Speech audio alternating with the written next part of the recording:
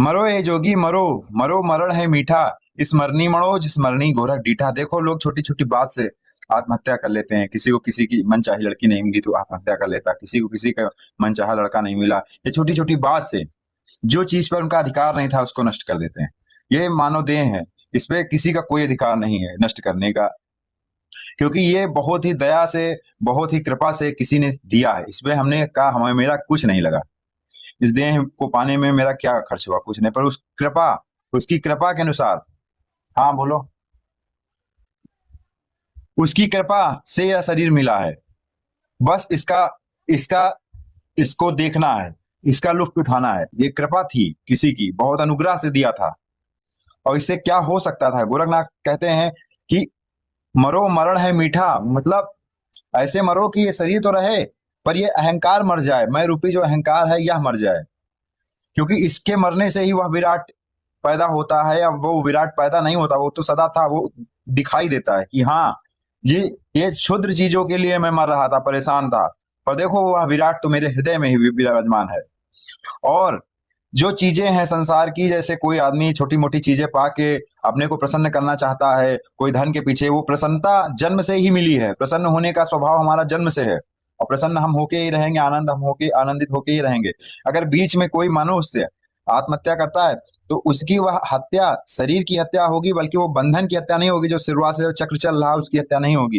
कोई अपने शरीर को नष्ट कर लेगा तो क्या वो जानता है कि मैं अब दूसरा शरीर नहीं पाऊंगा? ये तुम्हारे अधिकार में नहीं है। इसको हाँ नष्ट कर सकते हो जाग के, देख के कि हाँ मैं क्या हूँ। प्रकृति के पास शक्ति है, उस पर आवरण डाल सकती है पर उसको भुला नहीं सकती। और मेरे अंदर वो इच्छा ये थी कि यह जगत कहाँ से आया, पहली इच्छा ये थी, जन्म से ये इच्छा थी। मैंने बहुत लोगों से सवाल किया, और यह जगत कहाँ से आया, मैं कौन हूँ जो इस जगत में आ गया हूँ, क्या करने आया हूँ, क्या काम है मेरा? देखो यहाँ पे मेरा कोई काम नहीं, जो भी मैं करूंगा तो उस पर प्रकृति जो है मिट्टी डाल देगी। तो देखो जो अपने आप मिल जाए उसमें ही मैं रहता हूँ, जो अपने आप आएगा उसका मैं स्वागत करता हूँ, उसको मैं देखता हूँ हाँ ये, पर मैं उसके लिए चेष्टा नहीं करता। जो काम होता है वो अपने आप होता है, सोना अपने आप होता है, उठना अपने आप होता है, भूख अपने आप लगती है, खाना अपने आप खाता है व्यवस्था करके, काम पे अपने आप जाता है, काम कोई देता है तो जाता है वो अपने आप, उसमें मेरी कोई चेष्टा नहीं। तो ये जो जब चेष्टाहीन काम है, इसमें मैं चेष्टा क्यों करूं? जो अपने आप चेष्टा काम हो रहा है तो इसमें बीच में मैं बाधा क्यों डालूं? सूर्य अपने आप चलता है, पृथ्वी अपने आप चलती है, हवा अपने आप चलता है, जन्म अपने आप हुआ है, मृत्यु अपने आप होगी, इसमें बीच में मैं क्यों बाधा डालूं? तो ये अहंकार रूपी जो मैं है, देखो कोई भी आदमी है जैसे सोचता है कि भैया, अब आदमी को जैसे कोई मंत्री है, विधायक, तो लोग उसका सम्मान करने लगते, लोग हाथ जोड़ने लगते, लोगों के दिमाग में आ जाता है कि भाई कुछ पद कर लो या कुछ पाल हो तो जिससे लोग सम्मान करने लगे। पर देखो ये मिथ्या है। जो चीजें मिलती हैं वो मनुष्य से अलग रहती है, मनुष्य उतना ही रहता पर वो उसका अहंकार बड़ा होता रहता है। मेरे पास ये है, मेरे पास वो, मेरे पास फलाना, मेरे पास धमाका, बल्कि तुम्हारे पास तो तुम्हारे शरीर को छोड़ के ये वस्तुतः देखो दृष्टिकोण यही है। कोई भी मनुष्य कितनी भी इस बात को झुठला दे पर वो झुठला कभी नहीं पाएगा, क्योंकि यही वस्तुतः सत्य है। देखो कितना भी मनुष्य इकट्ठा कर ले पर वह जो चीजें इकट्ठा की है वह चीज उस मनुष्य से अलग ही है, भिन्न ही है। तुम एक हाथी की शक्ति आ जाए तुम्हारे अंदर कुछ ऐसा, तो हम मान सकते हैं कि हाँ चलो तुम्हारे में कुछ बदलाव आ गया। क्या है, सब मनुष्यों की, सब जीवों की दशा एक ही है। किसी की कोई, देखो आज एक इंस्टाग्राम पर हर जगह एक वीडियो चल रहा है जिसमें बता रहे हैं वो बहुत लग्जरी लाइफ जी के मरा और उसने ऐसा किया वैसा किया। वो लग्जरी लाइफ नहीं थी, वो दुखी था, मन से बहुत पीड़ित था, तभी उसने ऐसे कदम उठाए। भले वो करोड़पति अरबपति जो भी रहे हों, पर वो कुछ भी नहीं थे।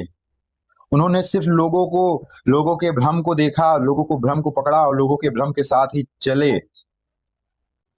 उन्होंने अपने को नहीं देखा। ये देखना बहुत कठिन है, क्योंकि तुम जब सबसे अलग हटके कुछ करते हो तो वह अलग होता है। देखो लोग लड्डू चढ़ाते हैं, लोग जा रहे हैं चारों धाम, लोग जा रहे हैं वैष्णो देवी, लोग जा रहे हैं पता नहीं कहाँ कहाँ, क्या क्या कर रहे हैं, पर उस सब करने से भी उनके अंदर कोई बदलाव नहीं आता, नहीं आ सकता है। वो चाहे अनेक जन्म तक वो सब काम करते रहें, उससे उनको जरा सी भी शांति, जरा सा भी ज्ञान, जरा सा कुछ भी नहीं मिलने वाला, क्योंकि वो काम ही गलत है। वो जो आदमी बाहर जिसने भ्रम फैलाया कि देखो ऐसे ऐसे करने से ऐसे ऐसे कल्याण होता, वो अज्ञानियों के लिए था जो बिल्कुल ही नासमझ थे। और जिनके अंदर थोड़ा भी ज्ञान है, जिनके अंदर थोड़ा भी विवेक है, वो जानते हैं कि ये सब कृत्रिम कर्म करने से और परमात्मा को पाने से इनमें दोनों में कोई भी समानता नहीं है।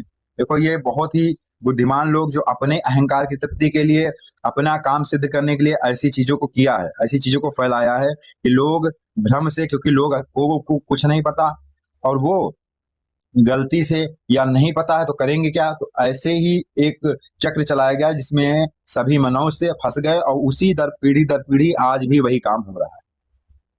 देखो, परमात्मा को पाने का रास्ता एकदम सीधा है, साफ है और एकदम मार्ग एकदम सुरक्षित है, जो गीता में लिखा है और जो रामचरितमानस में बताया गया है कहीं कहीं पे। बाकी उसमें जो बताया गया है वो ठीक है, वो अपनी जगह बिल्कुल सही है, उसमें कुछ भी भेदभाव नहीं है। परंतु परमात्मा को पाने का रास्ता है कि मन का सर्वथा मिट जाना, मन को अपने से भिन्न कर देना, मन को ना समझना कि मैं नहीं हूं, मन का मैं दृष्टा हूं, मन को मैं जानने वाला हूं, मन के विचार मैं नहीं हूं।